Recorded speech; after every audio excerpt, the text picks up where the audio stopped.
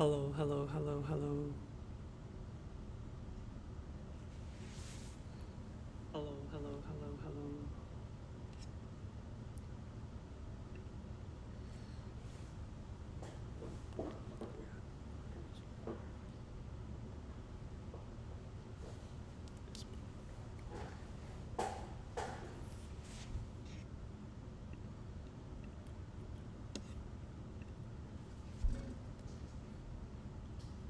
Hello. Hello, hi, good afternoon, Professor Nelsonham.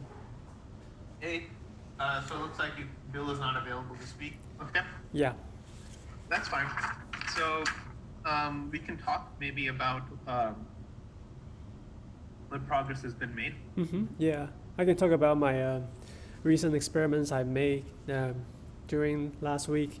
And yeah, Q maybe can comment if feel free to chime in. Yeah, I have a small presentations. Yeah, I Sure, can that's start. fine. So yeah, whenever I guess so, Hugh is still connecting. So let us wait until he joins. Yeah. And after he joins, then we can go ahead. So how's everything, Professor Nelsonham? Everything's okay. Just just busy. Just yeah, it's just working on some proposals, and now I need to make some slides for a presentation For the that I'm conference, giving right? at a conference. Yep. Gotcha. And yep. So it's gonna take longer than expected to make these slides because it turns out that Charlie doesn't use PowerPoint, so Oh, he uses like a different. He yeah. uses basically Beamer, which is from LaTeX. Okay. And they're not very compatible, so I have to like figure out how to kind of convert all this stuff to slides, and I don't know how to do that, so I need to talk to him. And do you think it's necessary for me to like join the first day meeting presentation? Because I saw everybody is presenting like every week. Do I need to present like something at some point, like if I got something to present? If you want to present, yeah. So I guess for group meetings, this is for group meeting, right? Yeah, for the first day group meeting. Yeah. So if you want to present the group meeting, I think that's fine. We can add you to the schedule. Is there a particular day that you want to present? No, I just think like if I got something like find something that is important enough to like present, yeah, I can do one. I just was curious. Like I saw Yeah, if everybody you want to doing it. present, that's fine. No.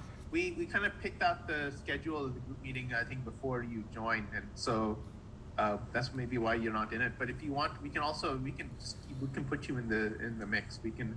I can ask, you can just whatever day you want to present, you can either present that day and ask the student to basically change the schedule, or we can have you present the same day as someone It's else. fine. Yeah. I have no problem. Yeah, I'm just wondering. Yeah. Okay. Yeah, I Yeah, can. if you want to present, I think that's great. I think it's a good opportunity for you. Yeah, I can probably start sharing my slides. And can you see my screen? Yes. Okay. Okay, I'll go ahead and start it. Sorry.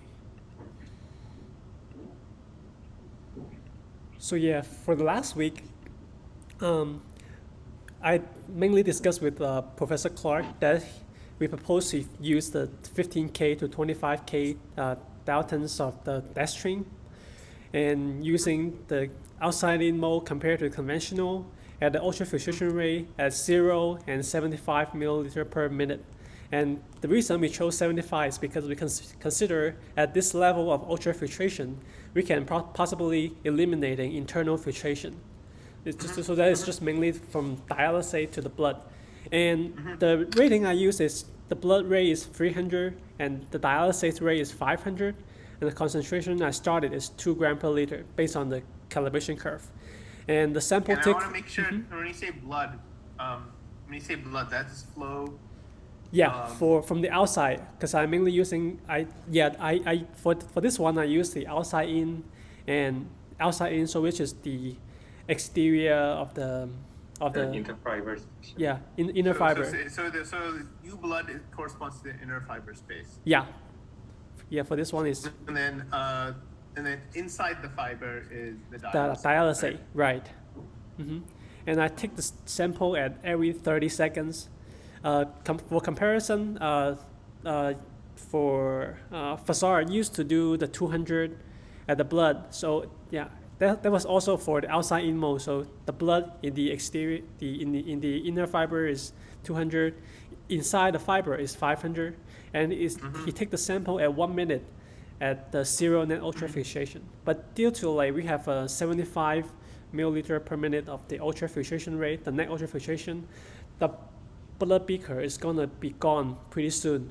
It's gonna take it out pretty quickly, draining up due to the ultrafiltration rate. So I take the sample at every 30-second interval, and the 300 is based on to align with Alex's work from NovaFlux, because he's using 300 in the blood as well. So that's why we changed to 200 to 300. When you say ultrafiltration rate, this is the amount of fluid that's drawn from the blood. Right. Okay. So you. Yeah, and next slide, I'm going to show you the result of the absorptions from the UVs. So here's the result, and I have checked with Q before about the result. So the UV readings start at 0.26, and it's not showing any clearance level. So basically, it was just keeping up pretty steadily and little small jump as well. So basically, when the clearance started, there are volume being drawn from the blood beaker due to the ultrafiltration rate.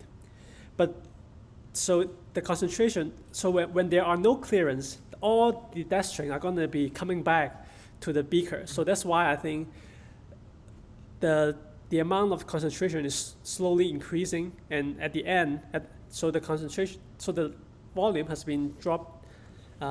Has like half of the volume has been drawn out, so the concentration has started to jump up here. So I want to make sure so go back to the previous slide just to make sure I understand. Okay. So on the blood side, what is the concentration of dextran? I think the concentration of dextran is 2 grams per liter. Okay, so this is the concentration is 2 grams per liter. Right. In the blood side. In the blood side. In the dialysate, there's 0 dextran. Yeah, it's just the PBS buffer. Yeah, and so the level 0.26 here is the UV level, absorption level that from the UV-VIX, and yeah, it's showing it was never dropped down. So because the volume has been taken out from the beaker, so the volume has changed. So the concentration, if it stayed the same, the concentration is gonna be increasing. Yeah, so I think that this graph showing here is there are not much, or probably mostly there are no clearance for the 15K to 25K of the dextrin from our current dialyzer. And I can show you some. Okay. So I want to. So okay. Zero clearance. You say there's 0 clearance of dextran. Yeah, almost 0. Yeah. At this 75. Yeah, 15 to 25. I want to ask. So before, when you're doing vitamin B12, right? Yeah. Or you were able to get clearance very easily. Yeah, I can show you like what you may ask. So here is the reference tables from the current dialyzer. For the vitamin B12, it's just 1.3 kilodaltons, and we are using like 15 to 25K. So I think that's the reason. And yeah, here's the table is provided by Q. He did some research about like from the Rex 21R, the one we are using, probably mainly for urea, creatine, and phosphate clearance. And for a much bigger molecule, they have another model called a Rex 21A. That is for inulin, beta-2 microglobulin, and myoglobulin, and albumin. So that's at the protein level at above like 18 kilodalton and 65 kilodalton. So I think that's pretty normal for our current 21R dialyzer, that we can't get a pretty good clearance level. So what is the difference between the 21R and 21A? Yeah, it's maybe they have some issue with the 21R, so that was record all of the attempts. And the 21A is the newest version after that. Yeah. So it's like a retired version of the dialyzer. That is So is this only, the one? What is the one that? What is the one that that's used by Novaflux? The one by this face. yeah, we are running the 21R. That is like it has been have a mass recall from the FDA in 2010. So I think And what the one they have is what? they are having a machine, not like our lab level. They are using like a dialyzer machine. They can control the fluxes. Yeah, I can double check with So what. so you're basically getting zero clearance at experience.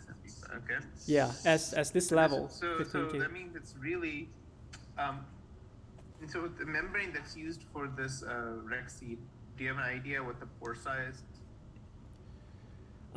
is? Basically, it looks like you're not. It's so small, like you're not getting any clearance. Right? I mean, you're basically getting no sieving. The sieving is 0. Yeah. Yeah, I think so for the 21A, they give the saving coefficient for the given table. So the lowest one is like inulin, it gives the 1, and myoglobin is about 0.4, and albumin is almost near 0. So myoglobin is basically 0. Roughly. Myoglobin is 0.4. 0.4.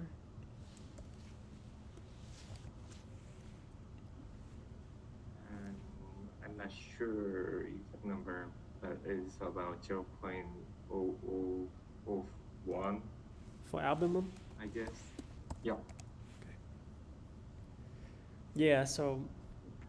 Yeah. So it depends on their size, either half or. The 15 to 25K is very similar to myoglobin. Yeah, it's pretty That's similar. 0.4 for XC21A, but for the 21R, could be that if the pore sizes are much smaller, then you're not getting basically any clearance. Yeah, so that's why in the discussion side, so we were thinking, so yeah, from here we can basically calculate it to the concentration at each level to estimate like if it's actually like really no clearance at all, or maybe there are a little bit of clearance. But like the point of doing that is not very significant because we don't know the molecular weight distribution of the death string. So even though we get the concentration that is left in the beaker, even though we know like what like a little bit of the portion has been drawn out, we don't know like what is it the 15K or the 16K. There are no like a clear molecular distribution. So I want to ask if you ran it the other way around, where you had standard configuration. Yeah, Did you get any clearance? Yeah, that's why I asked Q before that we think that if we can't get like any clearance at the outside in, we might not be able to get any result using the conventional one as well, because like I think that there wouldn't be make such a difference if we're using the asymmetric from one side to another. I think if we can go through one side, we probably can't go through the other side as well. That's what we think. Well, yeah, to think about it, because I'm trying to remember what the effective sieving is for. I mean, typically, if you have the skin layer, right, which is the one with the smaller pores facing the blood, the blood side, it tends to sieve better than if it is facing the other direction. But I mean, if the sieving is bad regardless, then it doesn't. Probably won't play a huge role. Yeah, so that's why in the next slide we were trying to if we were trying to figure out the molecular cutoff point of our current dialyzer, we might have to go with the Sydney's group's work using the HPLC to put different molecular size of death string into it and then separate it and see at which molecular weight it can sieve. Or we can use the death string with the smaller range of the molecular weight. but it's still considered a middle range molecular. So that's why in the lab we have the 9K to 11K daltons of the death streams.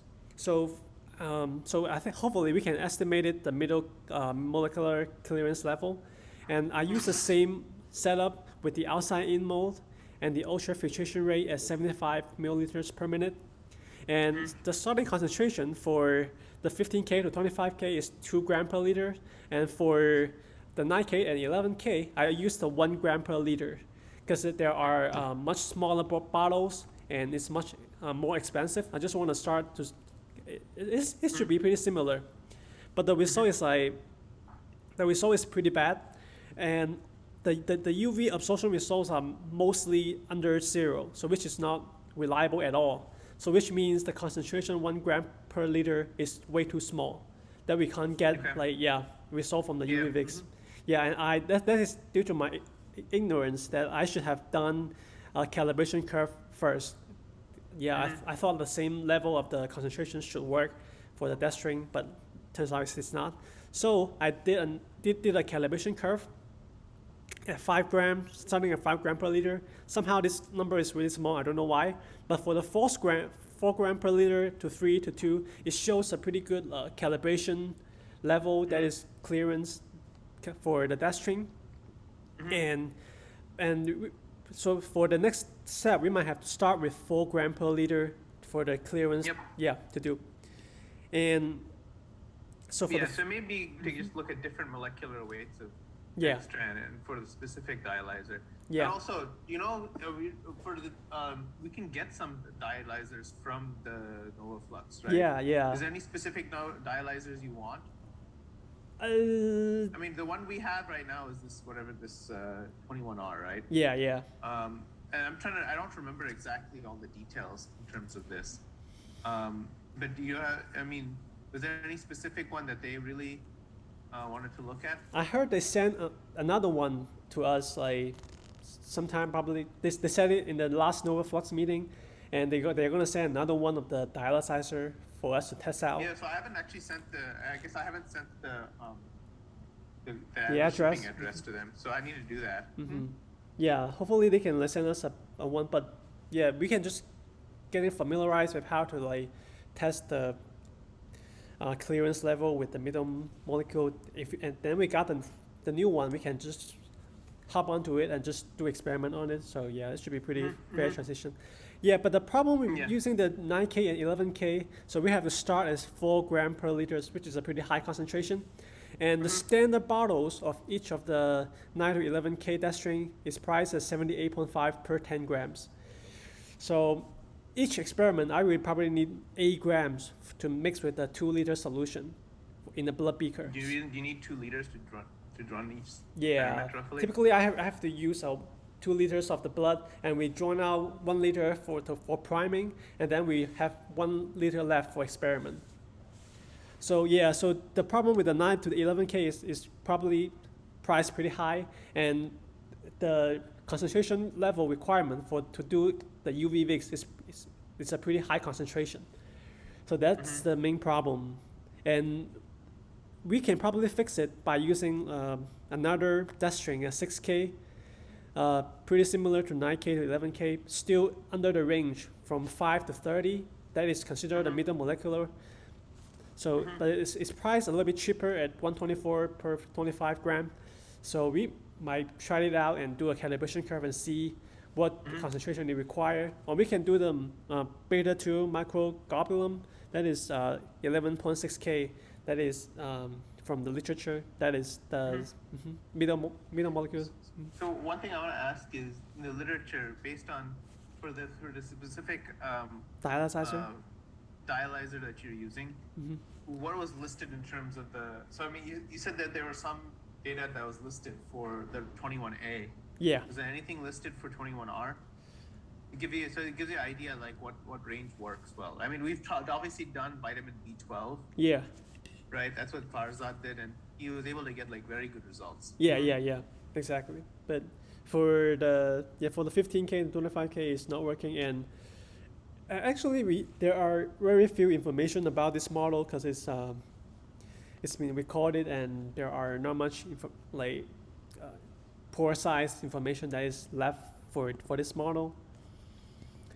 So yeah, I wasn't able to find like any detail the molecular weight cutoff point for this membrane. Yeah. Did you have any information? Q, did you find anything? For I couldn't 21R? find anything about a 21R. Yeah, that is the best thing I can find. Yeah, it's just that the table here that is suggested for the using for clearance. Okay. Yeah, so do you think it's necessary to like continue to get like 6K to see if it will do? Because Yeah, so I mean, I was just thinking we need to figure out basically like, you know, if is there any experiments that people have done already with this yeah, the problem is a for dialyzer this is particular dialysis. We get an idea what molecular weights kind of work well, then we can target that for the experiments, right? yeah. Because that, I mean, we can always keep buying stuff and then hope that it will eventually work, but it may be better to Yeah.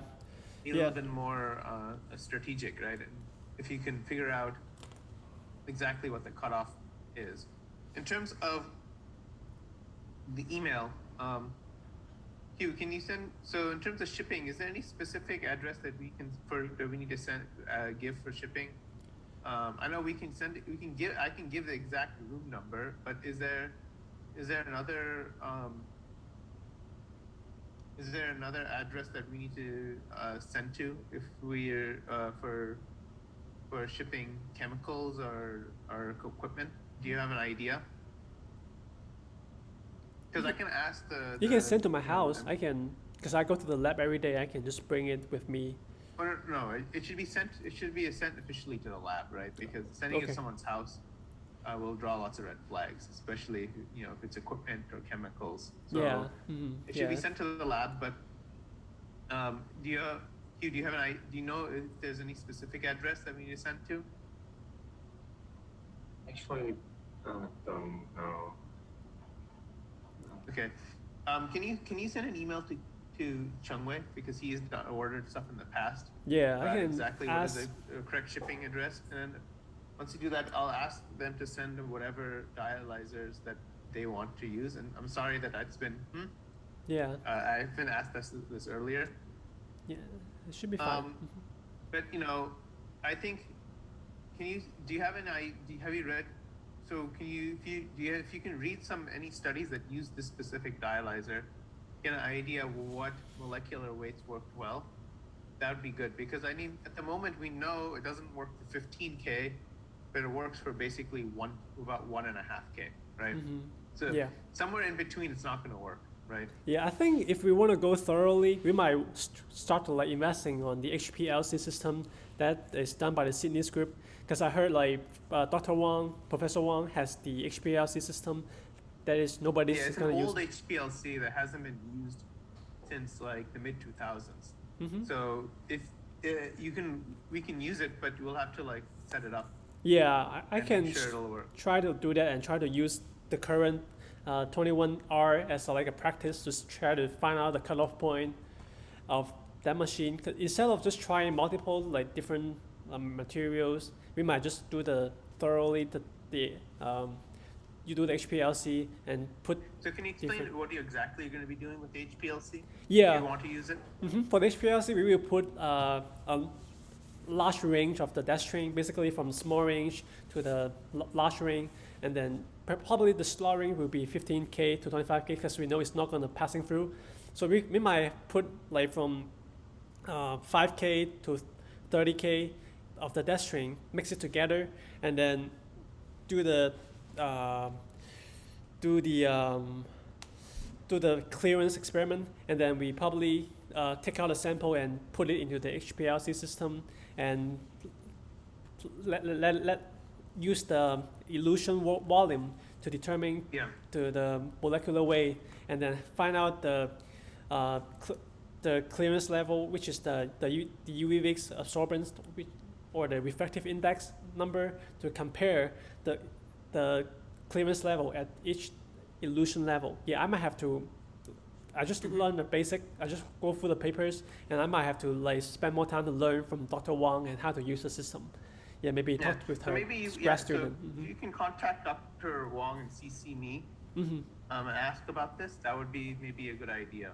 Yeah. If that's something you want to get into. But Okay. I think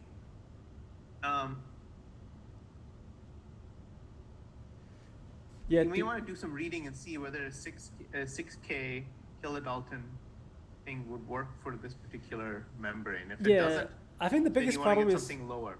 this is not a very popular or even outdated because it has been recorded, so nobody is gonna invest like research on this machine.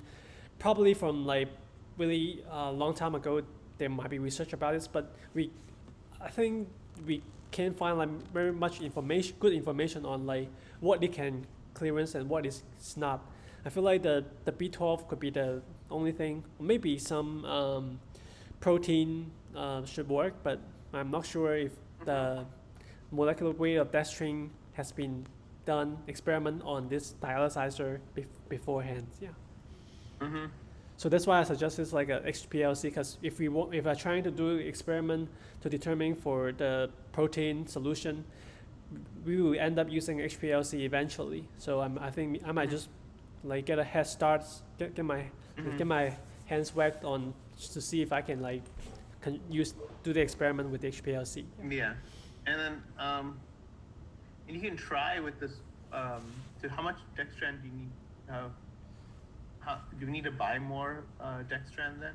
Yeah, if you want to 11K? test the current dialyzer, we might just buy the 6K and then 9 to 11K daltons, and yeah, that should do it. Yeah. Yeah, I also know. I mean, you can also try.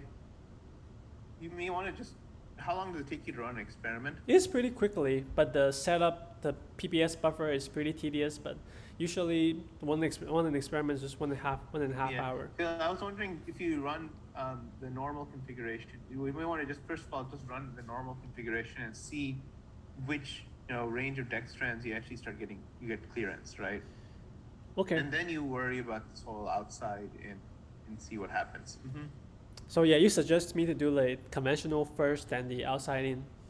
Conventional first and get an idea of which dextran work, right? Okay. Yeah, I can start getting the 6K. And then once you do that, then you will. Yeah. Okay. So, I wonder, so do you know if there's been any fouling then, or no, with the 15K or no? I wouldn't see any fouling because when I'm mixing the dextrin with the solution, it's pretty it doesn't, I don't know, because when you observe fouling, usually you see the red color in the fiber, right? But for the dextrin, it's all white, so you probably can't observe. And so but you can see by the change if there's any change, if there's any change in the pressure or the flow rates, right? Okay. I mean, you're controlling the flow rate, right? So that means the pressure changes considerably during the.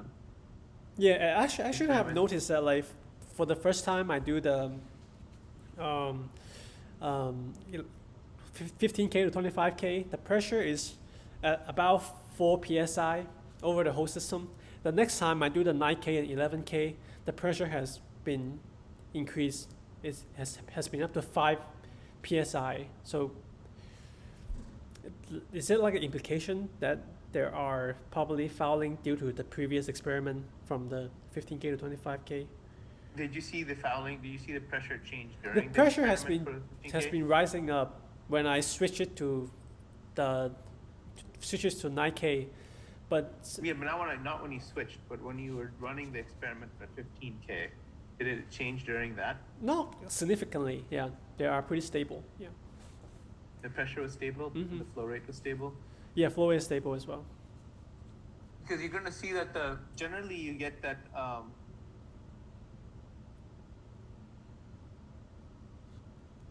Pressure drop generally increasing. What happens is that you get, if you're controlling the.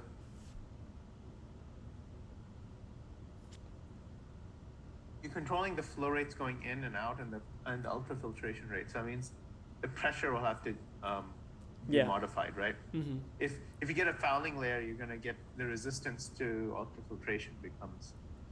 Yeah, I think the other problem Very is I high. was testing the outside in first, so the fouling is not going to influence much on the system. So if we are testing the conventional first, there might be a fouling that is anticipated. Yeah. Mm-hmm. So you suggest me to continue to work to find out the clearance level and start from the conventional one? You should start with the conventional first and make sure you use ranges of molecular weights that are Supported by the sort dialyzer? that will work, right? So you start lower and go higher and see what happens. Yep. And then once you find a molecular range that works, then you go then you try the outside in. Mm-hmm. Okay. Yeah. I think that's probably the best way to go about this. Mm-hmm. Mm-hmm. Yeah. Yeah, I think this is what makes sense to me. Yeah, and send me information about the if anything, the shipping address that needs to be done, so they can send in any membranes. But then I think if there's any materials you want to purchase, tell me, because we can purchase that. We have some money, right, to do that from NovaFlux to purchase. So if there's anything you want to purchase, let me know, and you can always order, right? Yeah, and whatever you need. And then you can talk to Linda about the HPLC. Mm-hmm. Yeah, the only concern I have is that it's too expensive. I feel like if we are doing the 9 to 11K, although we switch to the 6K, it's still gonna cost about $60 per experiment just using the dash string, because the UV VIX that we try to get, the number it requires pretty high concentration. So I will double check to see if there are any information of this dialyzer, the 21R, that is support. Yeah, because I don't want to waste any money on here. Mm-hmm. Yeah, and another thing is because Fasar sent me the files that is mainly focusing on doing the experiments, and thank you for Cheng Wei that he helped me buy 2 big carboys here so I can prepare the solution, and he has been helping me to get the chemicals I need for the PBS as well. Yeah. And so that I didn't have time to do the shear stress calculation. I'll probably finish it next week. Yeah, do you know how to do it? I haven't done any research. I just spending most of my time in the lab and trying to figure out the console, and I haven't tried to do the. So do you know how to do it experimentally? How to get the friction? I have an idea to get a mass balance or mass balance or a flux balance that maybe there are shear stress rate in there in the functions. And okay, so I'm just gonna draw. Do I have your phone number? Yeah. I can text you. Yeah, it's 765. Let me just make sure. Hold on. Okay. Let's see if I have your number. It's 765 337. Okay. So.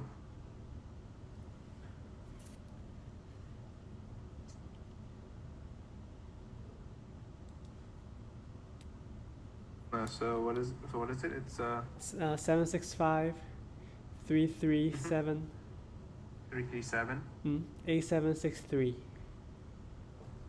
So 765 337 8763. Right.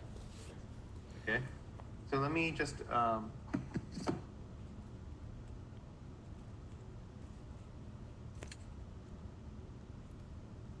Yeah, so the idea I have is just mass balance or the momentum balance that had the pressure drop terms in it. And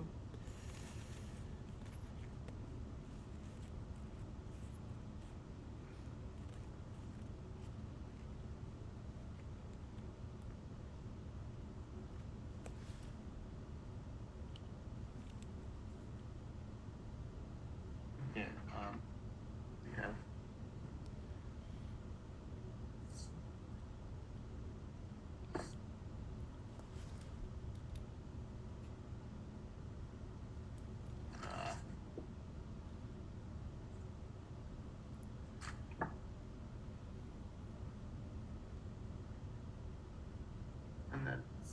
So you have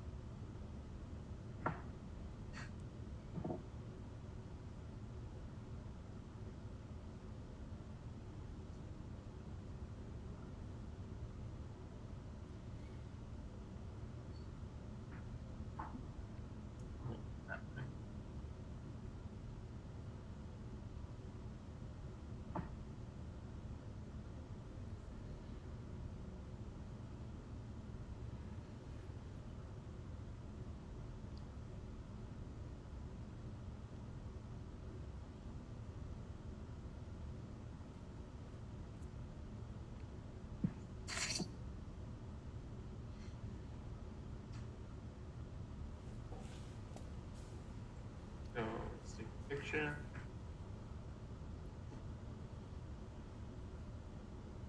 And then send this off to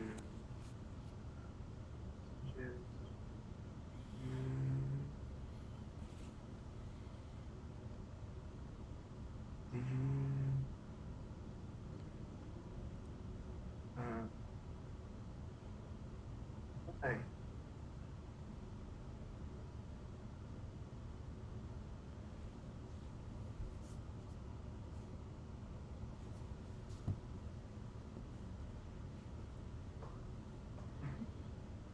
There.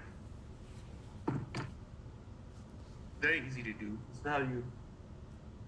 Okay. Yeah, I got your.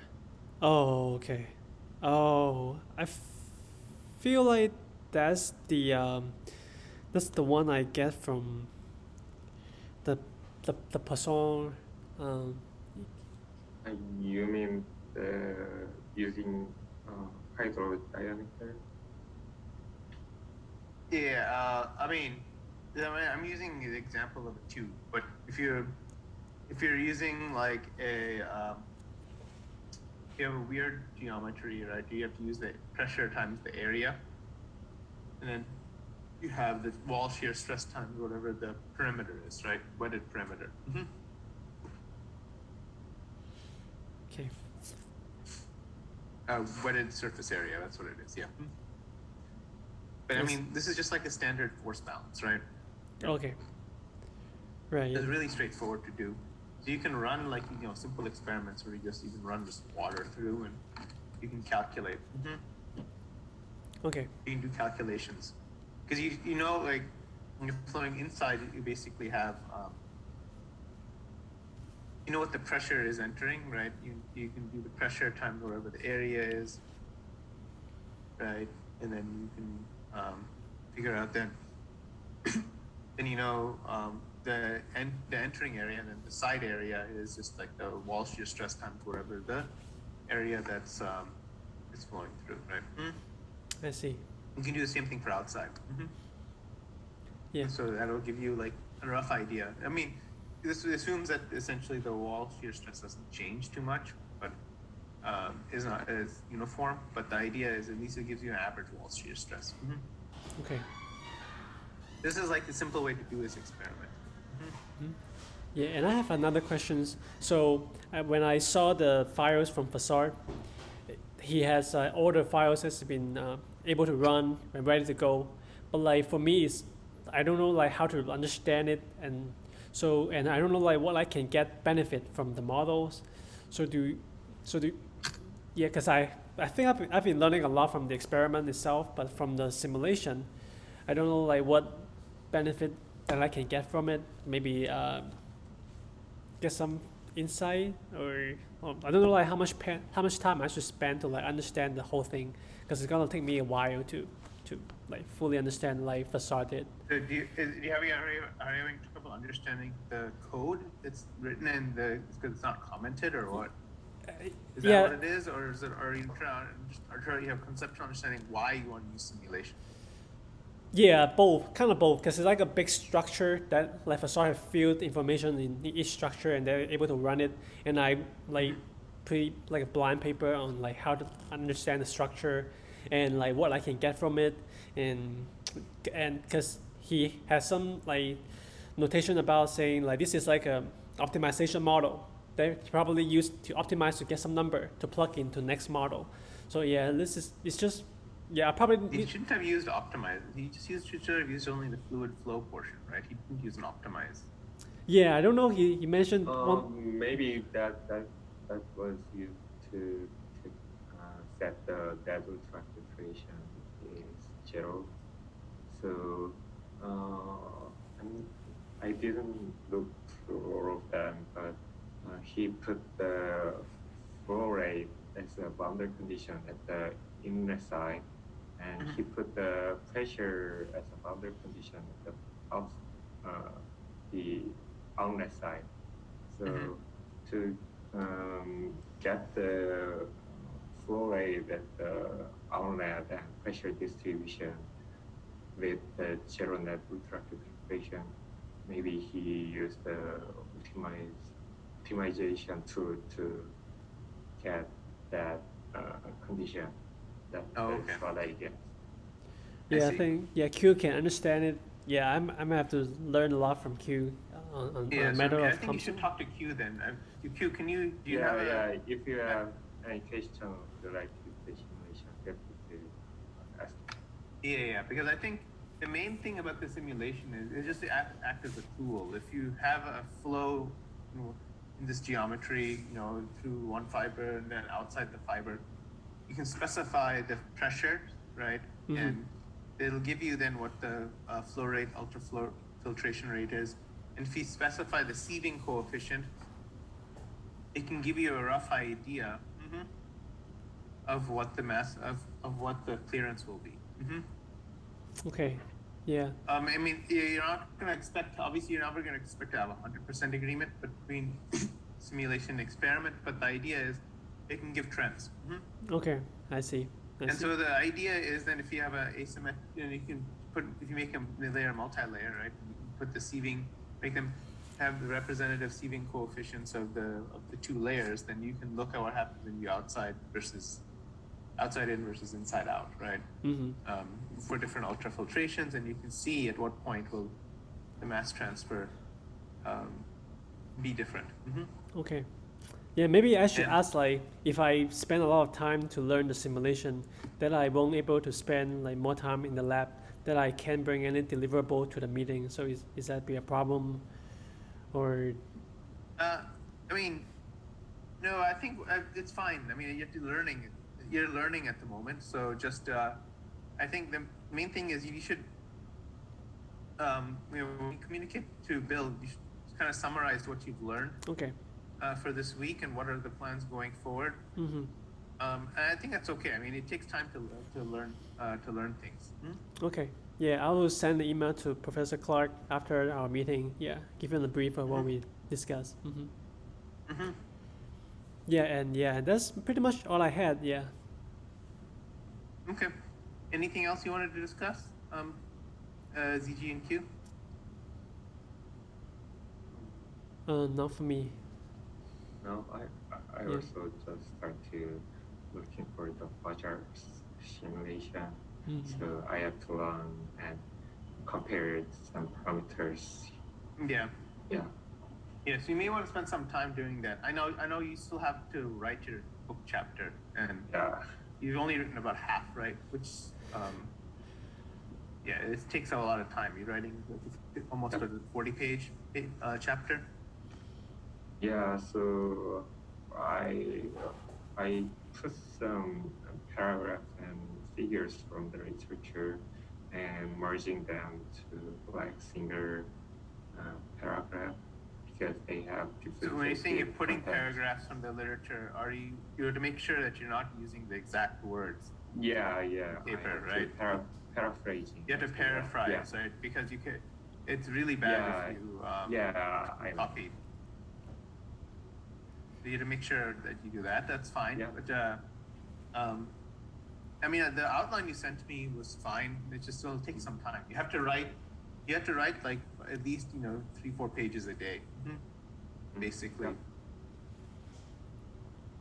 in order to get this. And I'll have to do proofreading at some point. Yeah. Yeah. Okay. Yes, we'll talk about that tomorrow, Q. So I can see the progress made in your book chapter. Yeah. So ZG, just summarize what you learned. Basically, you tried 15 kilodalton, and essentially, it's too Large to pass through. Molecular weight is too large. I mean, essentially, it's not. We're not getting any clearance. Okay. So we need to learn basically what molecular weights will work for this, and then you need to order a couple of things. You're trying a bunch of other. You're learning a bunch, but just summarize that to Bill, and we can, Bill can give his feedback as well. Okay. Yeah, I will do that. Yeah. Okay. Sounds good. I don't have too much of anything else. Hopefully, work with lower molecular weights. Hopefully, we can find and start with the conventional versus before you do outside in, and Okay. make sure whatever molecular weight you choose, you're able to get some clearance, right? That'll work. Okay. Yeah. And then send me some information about all this other stuff, right? Like about shipping, etc. Okay. Okay. Yeah, Anything? Gigi, can you ask about the pore size of the membrane or porosity? Ask about maybe that membrane has some number of porosity, but I think Farjan assumed that it'll be just one. just one membrane that facade assume. So Yeah. he assumed as one for the value of the porosity. No porosity. But it maybe have some error between 0 to 1. So Yeah, I can probably ask about facade about this matter. I mean just the specification of the filter. Oh, filter. Yeah, I can Yeah. maybe send an email to the company that make this model. Maybe. Yeah, the specification.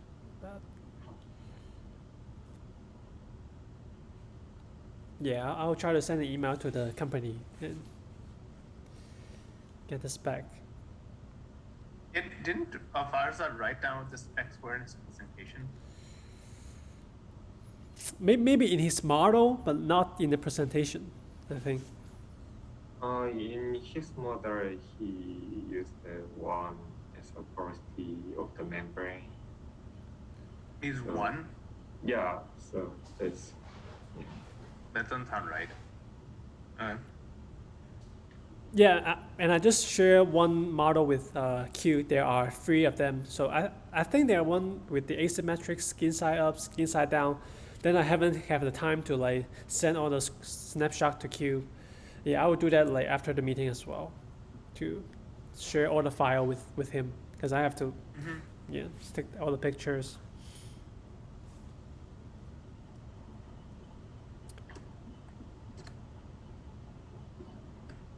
Yeah, I think we can learn more about the model and the dialyzer. Yeah, with the matter of time, just.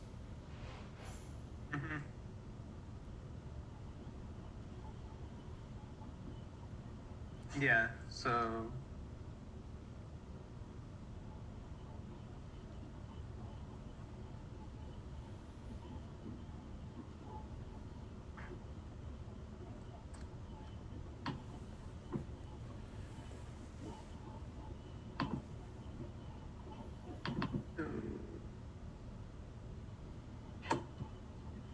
So this is, yeah, it's supposed to, I don't know too much. It's supposed to be polysulfone PVP, right?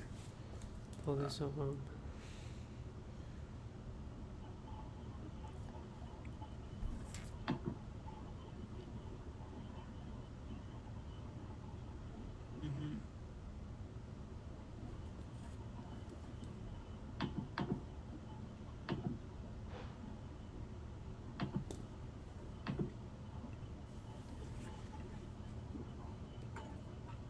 Yeah, I don't have a good idea about this. You have to look it up, but yeah, you just have to read into it. Okay.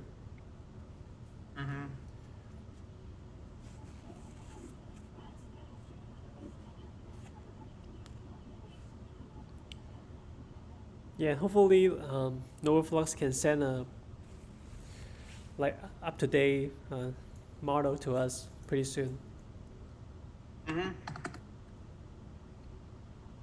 21R.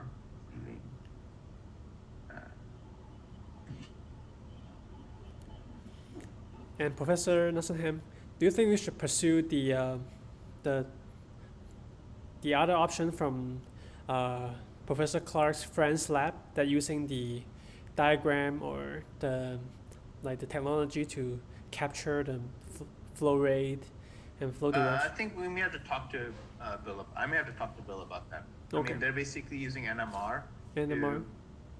to view the fluid flowing through the fibers. Okay. Then you can visualize the flow distribution. It's going to be, I mean, it can be done. People do this generally for looking at slower flows, like in foams, etc. But and only recently it's been used for membrane, for these type of flows. I don't know how it is. It's probably going to be like, it's high tech, but it's going to be a little expensive, I imagine, to do it. yeah. But I know there are people in here at Purdue who can do these type of things. Okay. So the question is whether it's worth it, and so I have to talk to him about that. I don't know, but I think we'll hold off on that for now, and Okay. We'll see, and then I can talk to him, and if he thinks it's a good idea, then maybe we can. Because then at least because that'll give us like very precise information on the flow information. Yeah. So yeah. If it can capture the internal filtration, like the filtration in between, that would be like excellent to solve any problems from NovaFlux. Yep. I don't know if you can necessarily like visualize the filtration, but if you have enough information where you can basically figure out what the fluid flow in the fiber is at one point versus another, by mass conservation, you can figure out maybe Yeah, I understand what you say last time. Yeah. Yeah. So, yep. Okay. I don't really have too much else. Just, make a small document, send it off to Bill so he can look at it. Right? Okay. Yeah. Absolutely. Yeah. Sounds good. All right. See you next time, Professor Clark. Yep. Bye, Catch you Kate. later. Yeah. Bye.